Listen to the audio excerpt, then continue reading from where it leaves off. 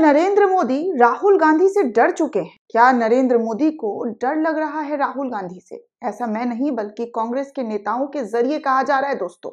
दरअसल दोस्तों 14 जनवरी से आप सभी को पता है कि कांग्रेस की तरफ से, राहुल गांधी की तरफ से भारत जोड़ो न्याय यात्रा मणिपुर से निकाला गया है। मणिपुर से इसकी शुरुआत हुई और मणिपुर होते हुए नागालैंड होते हुए असम ये यात्रा पहुंची। और असम में राहुल गांधी ने जिस तरीके से भाषण दिया, आप सभी ने वो भाषण सुना होगा कि कैसे उन्होंने असम के सीएम पर जबरदस्त तरीके से वार किया। कई सालों से असम के सीएम राहुल गांधी कांग्रेस परिवार पर वार कर रहे थे। हालांकि कांग्रेस से ही गए हुए ये भाजपा में हैं, लेकिन जब भाजपा में जाते हैं, भाजपा का पाउडर, वॉशिंग पाउडर जो पड़ता है तो सब दाग जो है साफ सुथरे हो जाते हैं।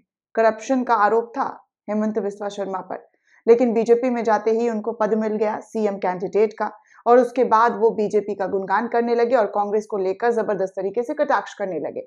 लेकिन कल जब राहुल गांधी असम दौरे पर थे और वहां पर जनता को संबोधित कर रहे थे, तो वो जो है उन्होंने असम के सीएम पर जबरदस्त तरीके से वार किया। उन्होंने साफ तौर पर कहा कि असम का सीएम जो है वो एक नंबर का करप्ट इंसान है, भ्रष्टाचारी है, उसका पूरा परिवार किसी न किसी करप्शन में संलिप्त है।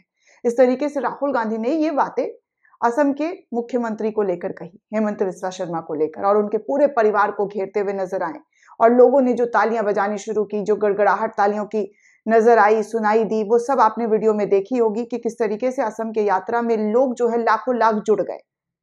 हालांकि असम के सीएम का स्टेटमेंट था कि बाहरी इलाकों से जो है हम सिक्योरिटी दे सकते हैं, शहरी इलाकों में नहीं दे सकते हैं, ये है वो है करके उन्होंने अपनी बातें रखी।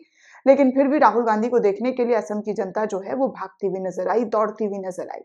फिर क्या था, असम के सीएम के ऊपर और बीजेपी के ऊपर अब कांग्रेस की तरफ से आरोप लगाया जा रहा है कि कैसे जो है भारत जोड़ो न्याय यात्रा पर उन्होंने एफआईआर दर्ज कर दिया है।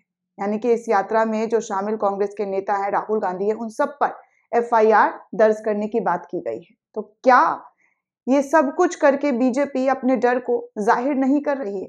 क्या बीजेपी, क्या मोदी जी राहुल गांधी का जो रिस्पांस मिल रहा है भारत जोड़ो न्याय यात्रा में जनता जो जुड़ रही है उससे डर लग रहा है, उससे उनको खौफ लग रहा है?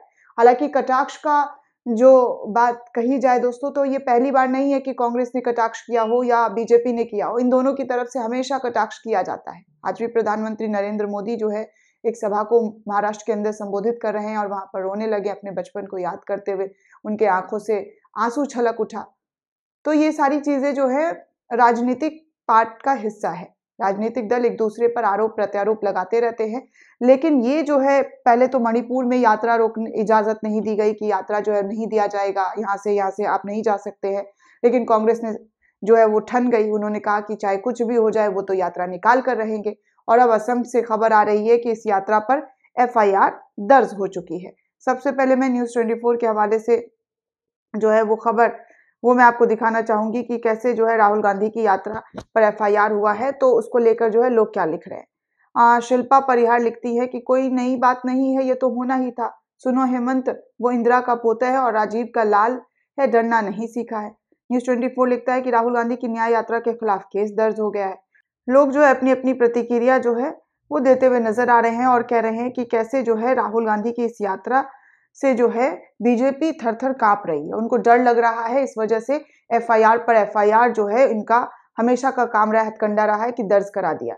राहुल गांधी ने भाषण दिया तब भी उन पर एफआईआर हुआ, उनकी सांसदी चली गई, उनका बंगला छीन लिया गया। ये सब कुछ इसी देश में देखा गया है कि कैसे आनन फानन जो है सारी चीजें की गई है। और अब तो न्याय यात्रा से लोग जुड़ रहे हैं। इसको देखकर प्रधानमंत्री नरेंद्र मोदी और उनकी पूरी जो पार्टी है वो इससे डरती हुई नजर आ रही है कि कहीं कुछ जनता जो है उनके साथ ज्यादा न जुड़ जाए।